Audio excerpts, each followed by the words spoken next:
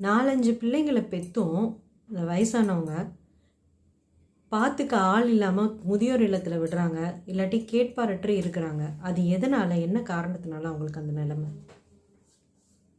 இதுக்கு எந்த மாதிரி நம்ம பதில் சொல்லலாம்? ஞானபூர்வமாக சொல்லலாமா இல்லை ஜாதகபூர்வமாக சொல்லலாமா?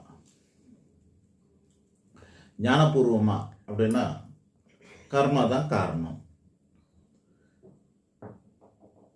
புத்திர தோஷம்னு பேர். குழந்தைங்களால் மன வருத்தப்பட்டு வாழணும் அப்படிங்கிறது பெற்றவங்களுடைய கர்மாவாக இருக்கிறது. அதனால் 1க்கு 4-5 பிள்ளைங்களை பெற்றும் அவர்களால் கைவிடப்பட்டு துன்பப்பட வேண்டிய சூழல் அல்லது தனித்திருக்க வேண்டிய சூழல் இவைகள் நடப்பதற்கு காரணம் பூர்வ ஜென்ம பாவத்தின் காரணமாக ஏற்பட்ட புத்திரதோஷமே காரணம் அப்படின்னு சொல்லலாம். இது கர்மா.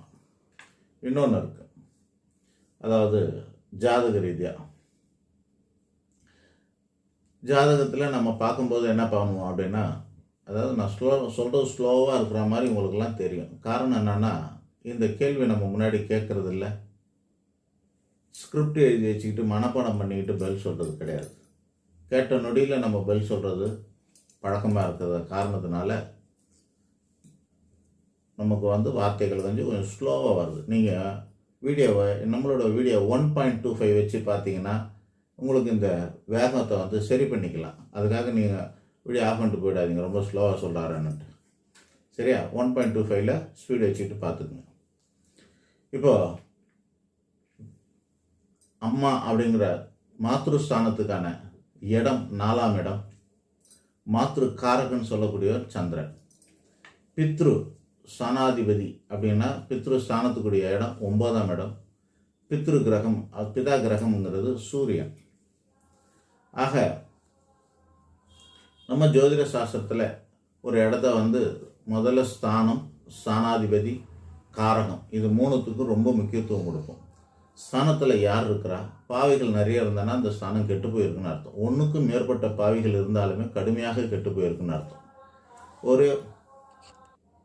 ஒரே ஒரு பாவகிரகம் இருந்தாலும் அது தோஷம்தான். 1க்கு மேற்பட்ட பாவகிரகங்கள் இருந்தால் கடுமையான தோஷமாகும்.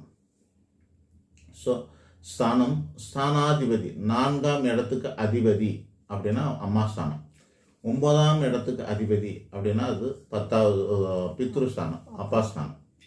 ஆக இந்த கிரகங்கள் 6, 8, 12 இருந்தாலும் அல்லது பாவகிரக தொடர்பில் இருந்தாலும் அல்லது நீச்சம் பெற்று இருந்தாலும் இதெல்லாம் தோஷமாகும்.